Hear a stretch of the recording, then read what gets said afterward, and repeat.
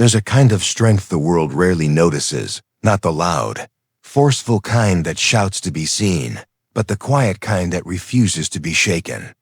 It's the power of a person who no longer reacts to every slight, who no longer lets anger or ego steer the wheel. It's the calm that comes from mastering yourself, from choosing silence when noise would only make things worse. When you stop chasing control and start cultivating composure, something extraordinary happens. The world begins to bend toward your stillness. You speak less, but your words carry weight. You face chaos, but your heart stays steady. That's not weakness. That's emotional mastery. And once you learn it, you'll never see power the same way again. Stay with me, because what you're about to learn might just change the way you move through life forever. There was a moment, one I'll never forget, when I realized how weak my strength really was. I was sitting in a meeting, surrounded by people I wanted to impress. Someone made a passing comment about my work, subtle, sharp, and meant to sting. My chest tightened instantly. I could feel my pulse climb, the heat rise in my face, the words rushing to my tongue before my mind could catch up. I fired back. I was clever, articulate, confident, or so I thought. But the second I walked out of that room, the air felt heavy. My hands were trembling. My mind was replaying every sentence, rewriting what I should have said, regretting what I did. That's when I understood something painful. I hadn't won. I had just lost control, elegantly.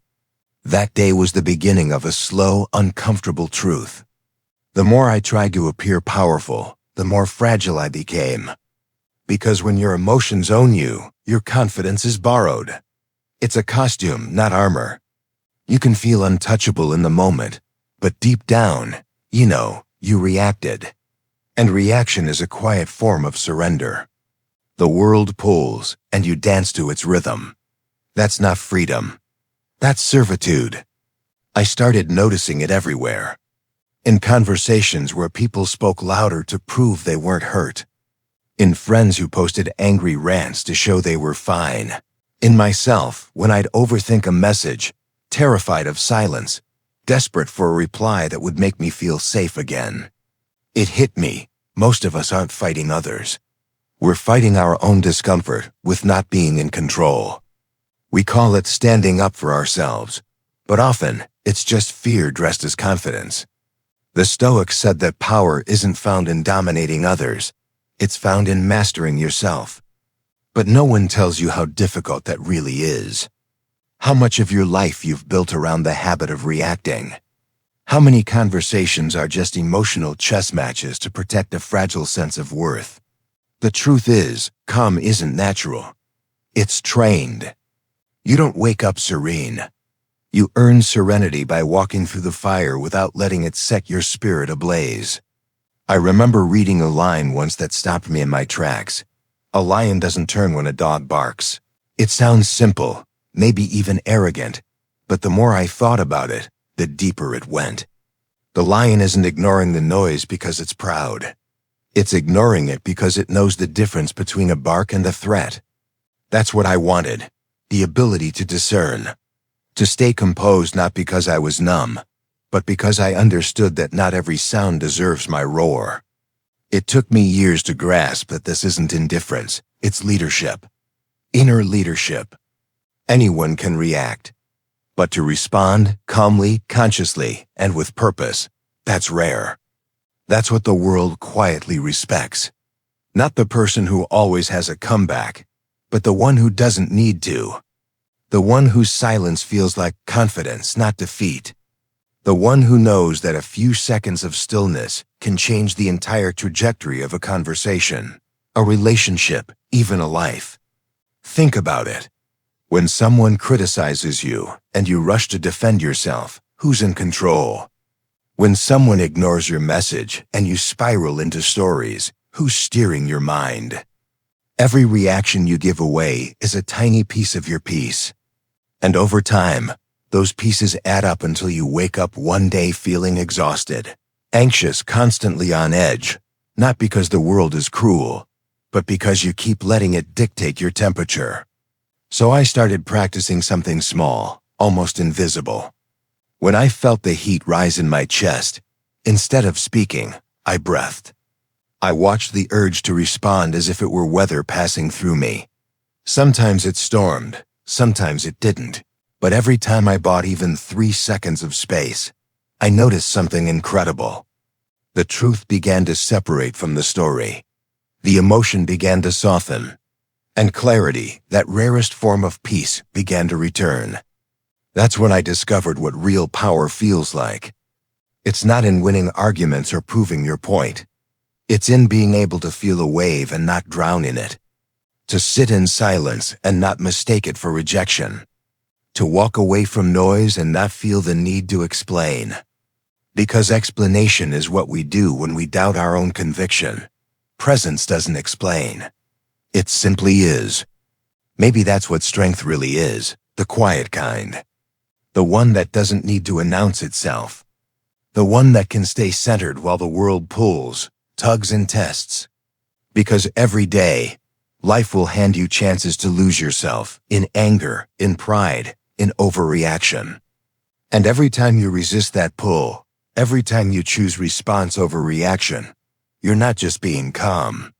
You're reclaiming yourself. That's what this journey is about. Not becoming untouchable, but becoming unshakable. Learning to hold your peace even when the world tries to take it from you. Because calm is not weakness. Calm is control. And once you've tasted that kind of control, you'll never trade it again for the chaos of reaction. So if you're ready to build that kind of quiet strength, the kind that doesn't depend on how others treat you, but on how you choose to meet the moment, stay with me. Subscribe to this channel, and together we'll learn how to turn noise into clarity, storms into steadiness, and reaction into real power. Now I have a question for you. Something to think about before you scroll away. When someone challenges you or hurts your pride, what do you reach for first?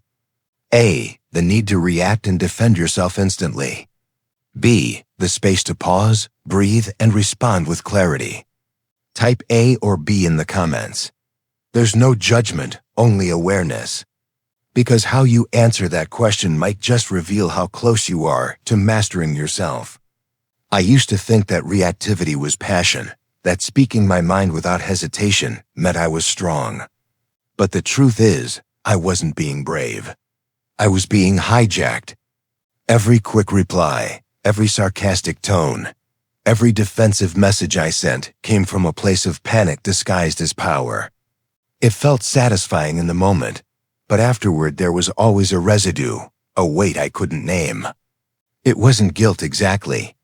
It was the quiet awareness that I had just traded my peace for 10 seconds of control. And every trade like that left me poorer.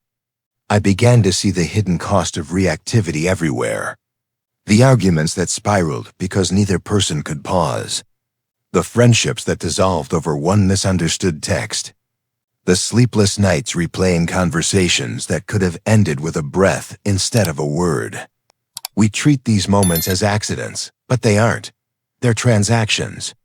Every time we react without awareness, we pay in energy, clarity, and trust. The Stoics called it the erosion of reason, the gradual loss of sovereignty over the self. One evening, I caught myself mid-reaction. Someone close to me said something careless, and I felt that familiar spark of indignation. Normally, I would have met it with heat.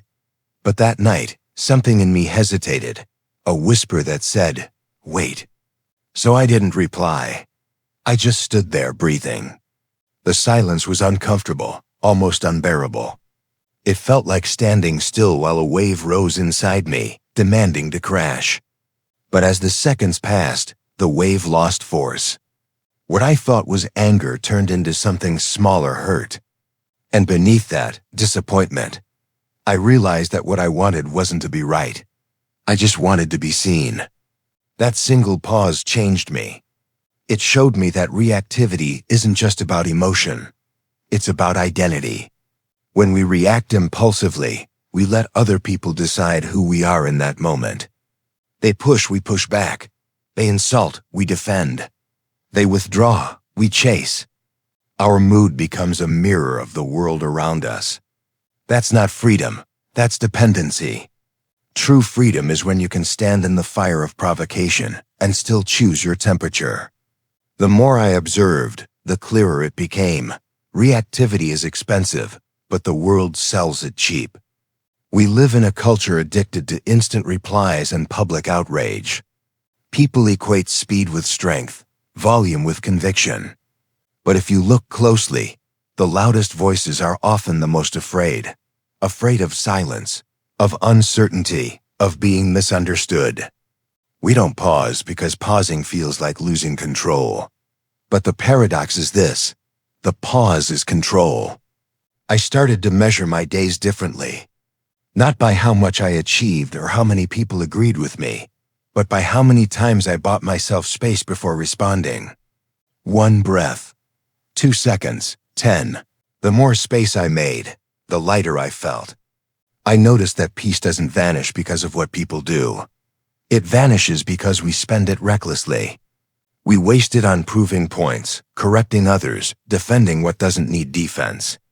Seneca once said, "Anger, if not restrained, is frequently more harmful to us than the injury that provokes it." I used to think restraint was weakness.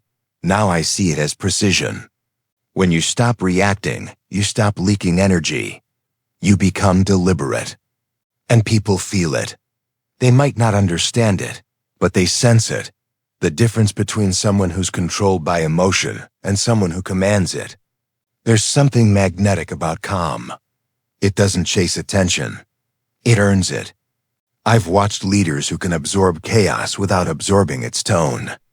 Their presence alone softens a room. It's not charisma. It's composure. And it's teachable. Because composure isn't born from perfection. It's born from repetition. Every time you resist the urge to react, you build a kind of internal savings account. Over time, that reserve becomes your steady hand when others tremble. Looking back, I can see how many relationships I fractured just by trying to win the moment instead of protecting the connection. How many times I turned small sparks into wildfires because I couldn't tolerate discomfort. I thought silence meant weakness, but now I see it for what it really is: oxygen. The breath that keeps the fire from burning down everything you care about. Reactivity always promises relief, but what it really gives is regret. It tells you, defend yourself now. You'll feel better. But what it steals is your integrity, your timing, your peace. The next time you feel that surge, the heart racing, the urge to speak, remember this: nothing valuable ever comes from the first impulse. The second thought is where wisdom lives. That's what I'm learning, slowly, breath by breath. Power isn't in how fast you respond. It's in how deeply you choose. Because when you learn to protect your peace, you don't just change how you react to the world. You change what the world becomes inside you. It took me a long time to understand that my biggest enemy wasn't the people who triggered me. It was my own biology. I used to think I had a temper, that I just cared too much, that passion and volatility were the same thing. But what I didn't realize was that my body was simply doing what it was designed to do: protect me. The same instinct that helped my ancestors survive danger now misfires in traffic jams, emails, and unread messages. My nervous system can't tell the difference between a tiger in the bushes and a delayed reply from someone I care about. To it, both mean threat.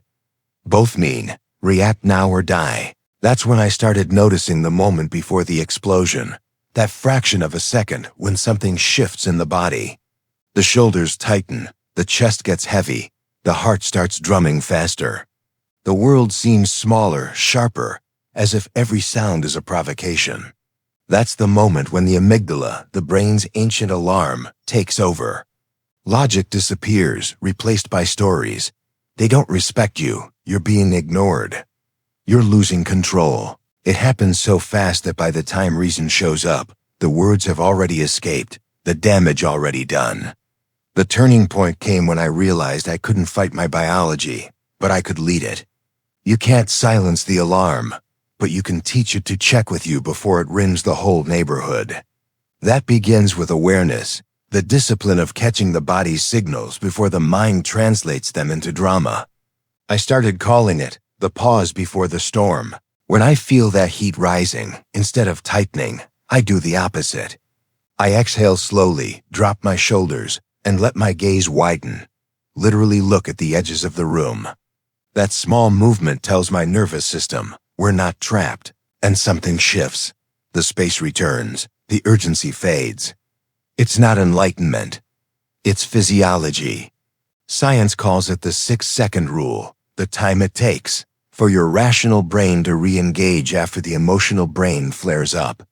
6 seconds doesn't sound like much, but it's enough to save relationships, careers, and peace of mind. Because in that short window, you reclaim choice. You stop being the puppet of adrenaline and become the director of your response. I used to think calm people were born that way. They weren't. They just learned to buy time. Sometimes I test myself. When I feel that spark, an unfair comment, a sharp tone, a hint of disrespect, I imagine myself standing behind glass, observing the moment instead of being inside it. I ask one question. What story is my body trying to tell me right now? Usually, it's not they attacked you. It's you feel unseen. Or you feel unsafe. When I can name it, I can guide it. Because emotion unnamed becomes behavior, but emotion understood becomes data. Over time, this practice changed me. I stopped treating every uncomfortable feeling like an emergency. I stopped letting my biology dictate my identity.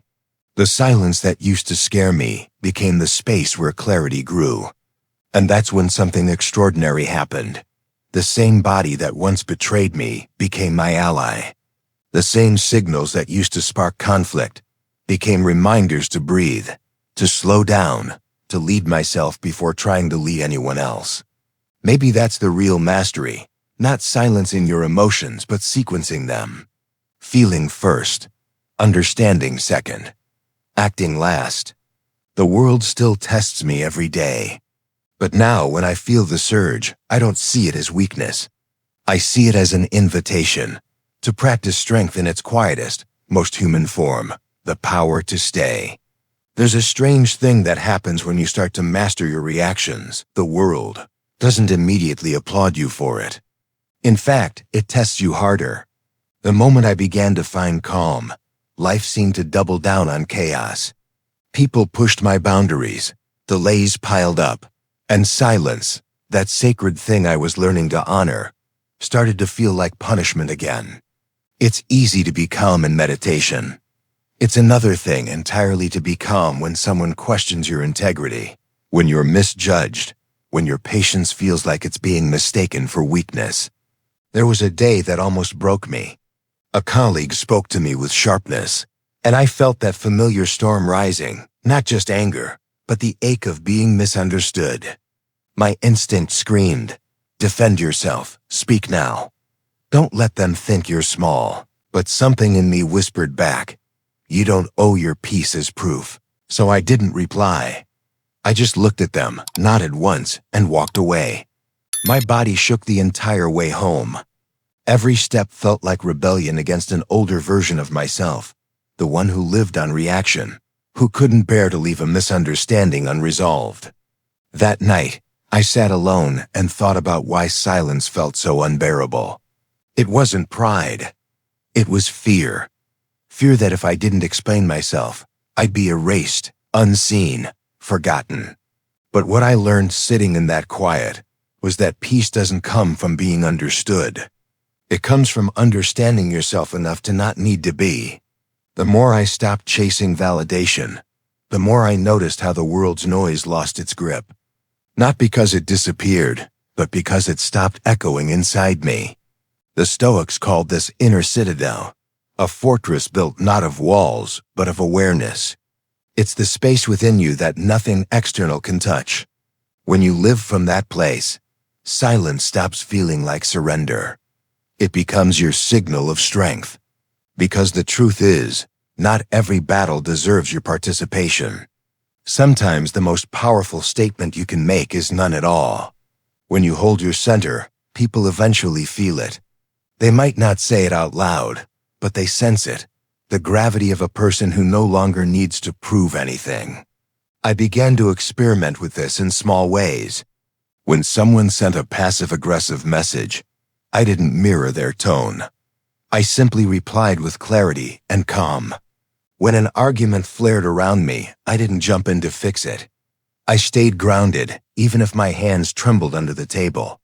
The more I did this, the more I realized that composure isn't the absence of emotion. It's the mastery of it. It's not coldness. It's precision, knowing when to speak and when to let silence speak for you. People started reacting differently. Conversations softened. Arguments de-escalated before they began. Some even said, "You've changed. You're quieter now." They meant it as a question, maybe even a challenge. But I took it as confirmation. Because quiet isn't emptiness, it's energy contained. It's strength restrained until it's truly needed. The lion doesn't roar to prove it's a lion. It roars when the moment demands it. That's when I understood something profound. Silence isn't just the absence of noise. It's the presence of control. It's where emotion transforms into wisdom, where instinct gives way to intention. And once you taste that kind of calm, you stop craving victory in arguments. You crave mastery within yourself. You stop needing to be right, because you've discovered something infinitely more valuable, peace that cannot be taken, only surrendered. And now, I refuse to surrender it for anyone. There came a point when I realized calm wasn't the end goal, it was the foundation. Because once you've built that inner steadiness, the world stops being something you need to defend yourself from. It becomes something you can lead within. And that's the real shift, when peace turns from a refuge into a weapon, a quiet form of influence that changes rooms without ever raising your voice. People think mastery means perfection, but it doesn't. It means predictability. It means being the same person whether you're praised, ignored, or criticized. It means showing up grounded even when everything around you is on fire. I began to see it in others before I saw it in myself, people who carried an invisible gravity. The kind of men and women who could walk into a tense meeting, say almost nothing, and somehow the temperature in the room would drop. They didn't control people. They controlled energy. I used to mistake that for charisma, but it's something different. Charisma draws attention. Presence directs it. And presence is born in silence, in self-trust, in the dozens of quiet choices you make every day, not to let the noise pull you off course. I started testing it, not in theory, but in life. When pressure came, I reminded myself, breathe first, speak later. When criticism landed, I asked, what part of this is data, and what part is projection? When conflict appeared, I stopped trying to win and started trying to understand. Not because I suddenly became saintly, but because I was tired of paying the emotional taxes that came with reactivity. I wanted to walk away from moments proud of how I handled myself, not haunted by what I said. And that's when something unexpected happened. The same people who once provoked me began to change their tone around me. Conversations became shorter, cleaner, calmer. I wasn't trying to fix them. I was training myself. But that training had ripple effects. My steadiness became contagious. It's strange, isn't it? We spend so much time trying to make others respect us. Yet the moment we start respecting our own boundaries, the world adjusts. You teach people how to treat you not by what you demand, but by what you tolerate in silence. There's a saying I come back to often. You don't rise to the level of your expectations. You fall to the level of your training. Emotional mastery is exactly that. It's a skill you rehearse in the small, invisible moments, when you choose stillness instead of snapping back, when you let the phone ring and breathe before you answer, when you decide that the need to be right isn't worth the cost of your peace. Those aren't tiny moments. They're training grounds. Because when the real storms come, and they will, those reflexes are what hold you steady. The more I practiced, the clearer it became. This isn't about detachment from life. It's about engagement with wisdom. Stoicism doesn't ask you to feel less. It asks you to feel smarter, to give your emotions the dignity of being processed before being performed. That's not repression. That's refinement. You still get angry, hurt, scared. You just stop handing those emotions the microphone. And that shift changes everything. You stop seeing calm as passivity and start seeing it as precision. Now when challenges arrive, a misunderstanding, an accusation, a disappointment, I don't rush to defend my image. I protect my essence. I buy time.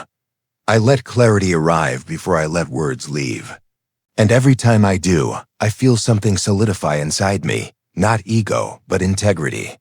That quiet knowing that no one's chaos gets to decide who I am. And maybe that's the true definition of strength.